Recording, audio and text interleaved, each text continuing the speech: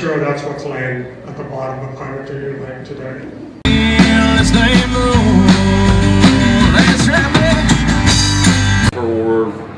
For me, Linesville has been a second home for about 30 years. Getting back to these, the Princess story, I started researching that, and because a lot of things in that story just didn't make a whole lot of sense.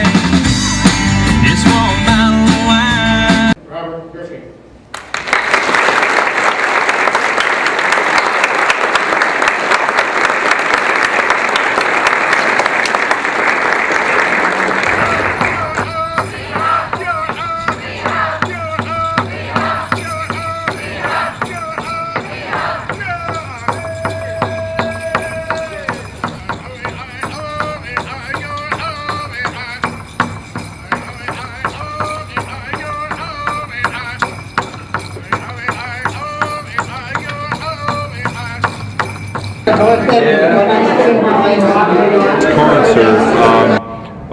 Are you guys looking to do like a lot more concerts out here? We'd like to see, if this goes well, we'd like to see other concerts. We wouldn't mind having a carnival or a circus out here, something along that. I understand that has been done before, but not since I've been here. And I've been out at this airport since 1990. A lot of people are trying to update the town, make it more, you know, and what are your thoughts on that, and what's the airport looking to do with that? The airport, of course, is privately owned. Yeah. And we have 4 partners, and 3 of them are here tonight. One's kind of a silent partner. We never see much from him. But everything is done out here is done with our money.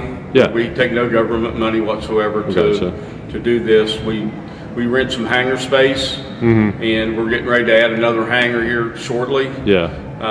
We got more tenants that want to come in. Cool. We hope that the community can use the airport. To draw business in. I remember when I first come out here, there was a guy who flew in to get a part from Bear's Corvettes. Yeah. I thought that was so cool. Yeah. We're happy to help out here, you know, as long as, you know, they respect the property and we keep operations safe here. I can't afford the rest. I got to ride in Denver tomorrow night.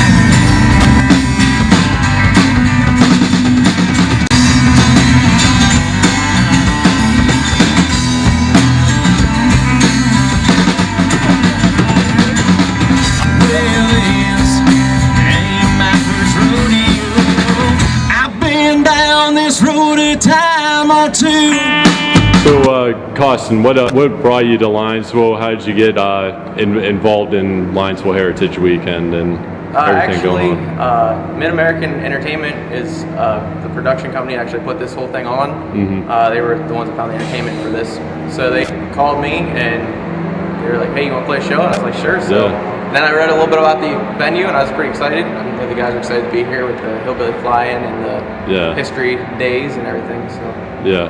But where are you from originally? We're actually from Seneca, Franklin Oil City area. Yeah. Okay. How long have you been, you know, doing country music? Or I've been playing country music since I was 3. I was born right at the height of the Garth Brooks era, Okay. George Strait era. Yeah. So that kind of got me started. And then first time I walked on stage was probably 7 or 8. Yeah. And then right after that was whenever this whole crazy train started. Yeah. So did you ever go to like Nashville or any other? I have visited Nashville. Yeah. I've kind of stayed away. I've just wanted to kind of do my own path. And Yeah. I signed to an independent label for a while, and Nice. that wasn't kind of the way I wanted to go. Yeah. So it's better to be my own boss and do my own thing. I gotcha. So what do you think of Linesville? Did you get to see any of the Indian dancers or any of the stuff going on? Or I actually did not. Yeah. Coming through, and I saw some of the people in the old garb dress up. Yeah, yeah. And that was pretty cool, but that's about. I've been watching the guys fly around outside all day here, so that was pretty awesome. Well, other than that, I've been. the one guy told me he's like, yeah, you should take the camera up for that. I'm like, I don't know. But Yeah, that's what we pulled in there like. Whoa, we got you guys can go up in the plane. I'm like, yeah, I'm gonna stay on the ground. Keep like, it safe. I'm a musician, so like, I don't have good luck with planes. So Yeah. Well, good luck tonight. Thank you.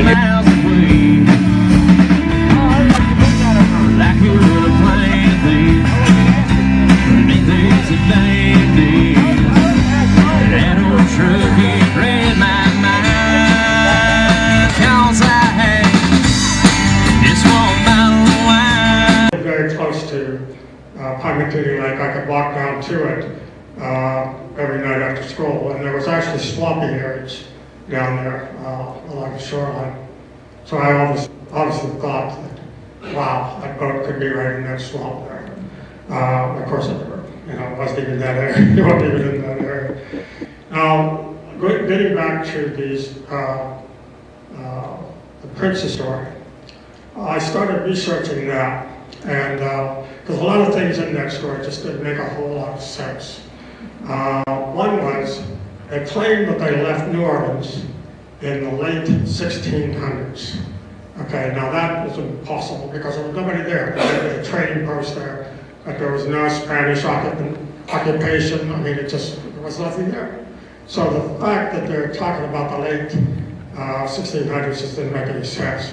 So then when I did the research, I found out that the Spanish took over New Orleans in about 1760.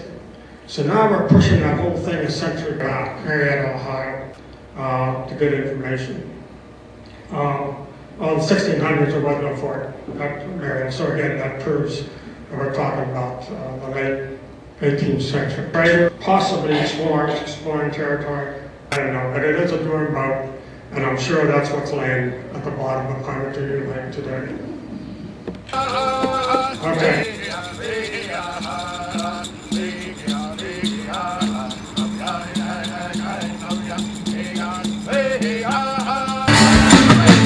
Mamas, don't let your babies grow up to be cowboys.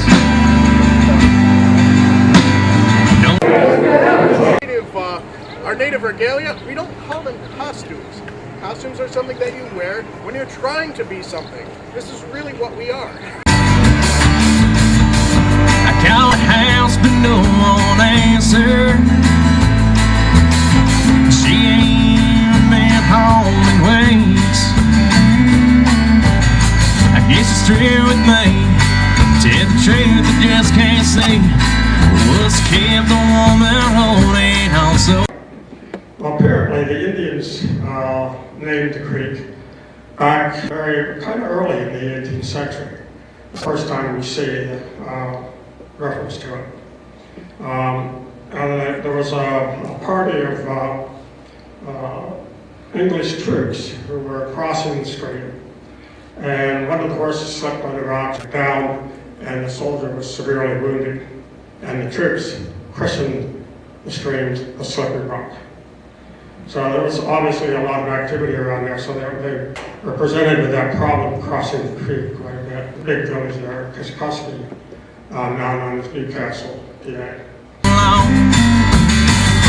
And the wild's getting longer and saddles get cold. But I'm much too young to deal this damn boat. Very much honor our today. Look at that. Look at them all. Get ahead. Look ahead.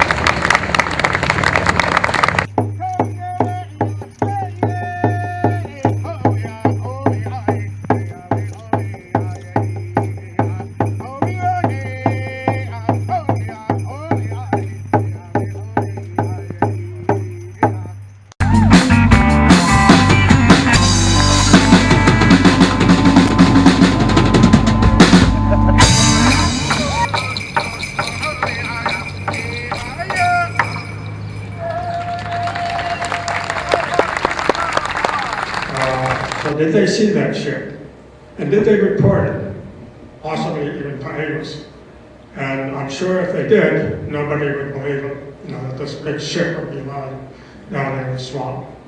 So I think all in all, so in the end, we should probably salute these brave souls who gave us these wonderful stories. All those who had the courage to venture in to this foreboding place of muck and quicksand, a place called the Great Pine Swamp. Thank you.